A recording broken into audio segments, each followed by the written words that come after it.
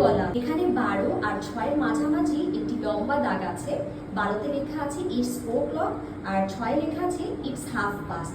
অর্থাৎ বড় কাটা যখন 12তে থাকবে আপনারা বলবেন ইটস 4 o'clock, আর বড় কাটা যখন 6 থাকবে তখন আপনারা বলবেন ইটস হাফ পাস্ট।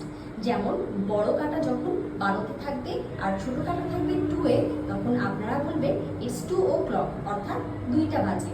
আর বড় কাটা যখন 6 থাকবে আর ছোট কাটা 2-এ থাকবে অর্থাৎ তখন 2:30টা বাজে, অর্থাৎ আপনারা বলবেন ইটস হাফ পাস্ট 2। দুই দিকে দেখে নিশ্চয়ই বুঝতে পারছেন একদিকে 2 আর একদিকে পাস্ট ব্যবহার হবে। বড় কাটা যদি 3-এ থাকে আর ছোট কাটা থাকে 4-এ, তখন আপনারা বলবেন ইটস 4:15 অর্থাৎ 4:15 বাজে।